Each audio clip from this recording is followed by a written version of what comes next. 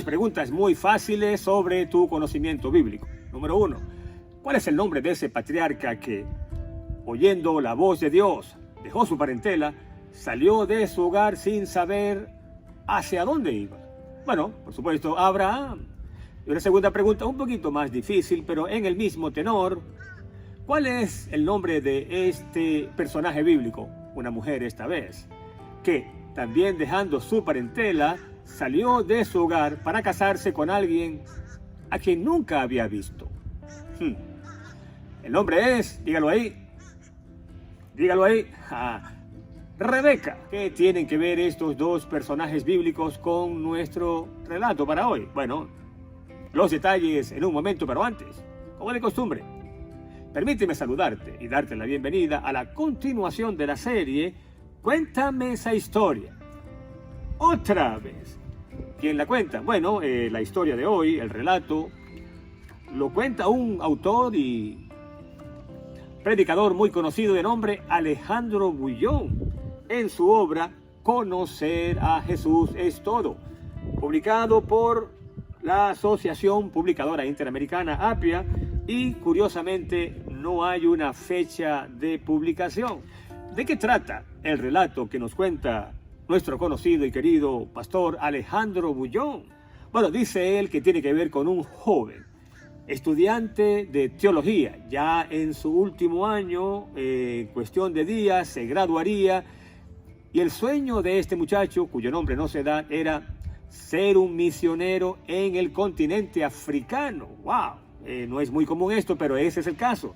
La realidad de las cosas es que, según cuenta el pastor Bullón, el muchacho está escuchando al director del seminario hablar, y en medio de su presentación el director anuncia que la Asociación General está ofreciendo todo el apoyo a jóvenes misioneros que quieran ir al continente africano. ¡Wow! El muchacho no podía creer lo que escuchaba. El caso es que apenas terminó el programa, el joven se aproximó al director y le preguntó qué se requería para que él pudiera optar a ser un candidato a ese viaje misionero. Bueno, el director presentó varios requisitos, pero para sorpresa del muchacho, uno de ellos era que tenía que estar casado y era un joven soltero. Entonces se le ocurrió, al estilo Gedeón, ¿recuerdas Gedeón?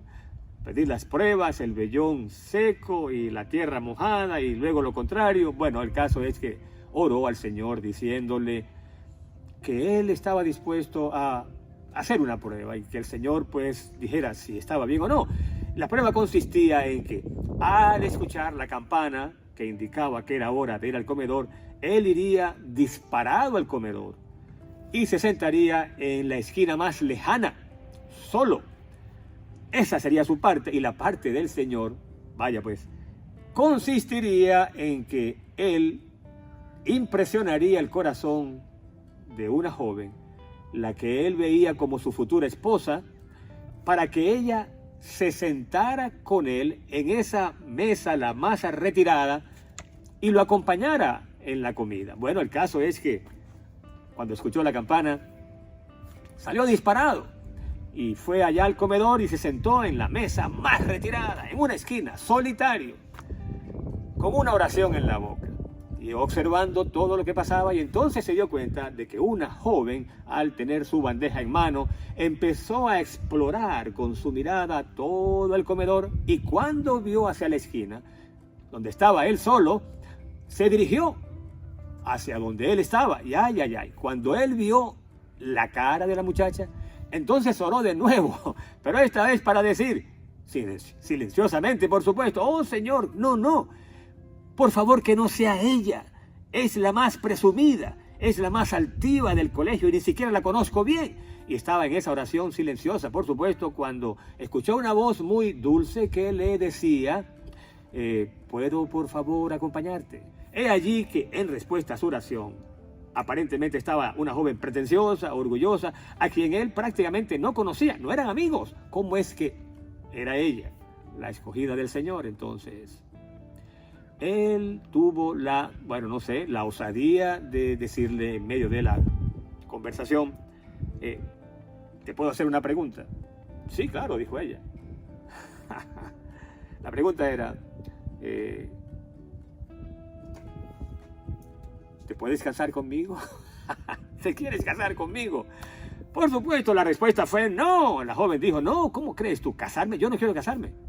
Y mucho menos contigo. Entonces el muchacho tuvo que verse obligado a explicar. Le dijo, mira, escúchame bien la explicación porque esto no me vino a la cabeza así por así. Y le explicó todo lo que tú ya sabes.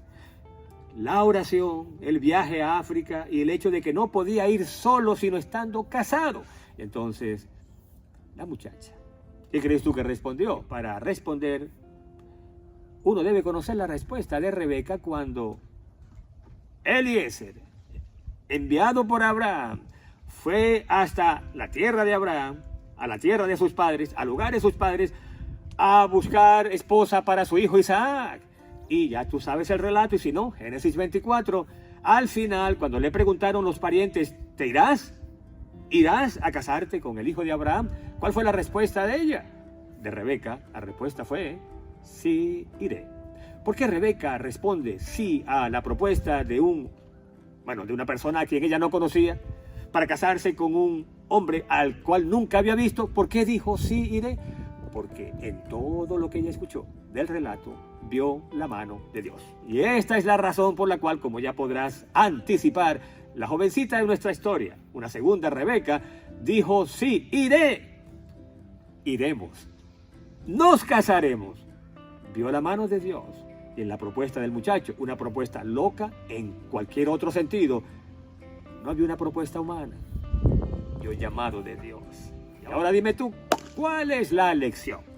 Vamos a estar en sintonía con ese Dios que nos conoce, que nos ama, que tiene un plan, un propósito para nosotros, y entonces las grandes preguntas de la vida encontrarán respuesta con su ayuda y su dirección. ¿Qué estudiaré?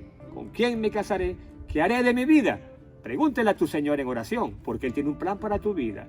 Y muy probablemente, si has aprendido a distinguir su voz entre muchas voces, Él te va a decir, hijo mío, hija mía, este es el camino. Andad por él. Y dicho esto, solo me resta recordarte que si tienes alguna dificultad muy grande, algún desafío, nos enfrentes en el nombre de Dios, con el poder de Dios.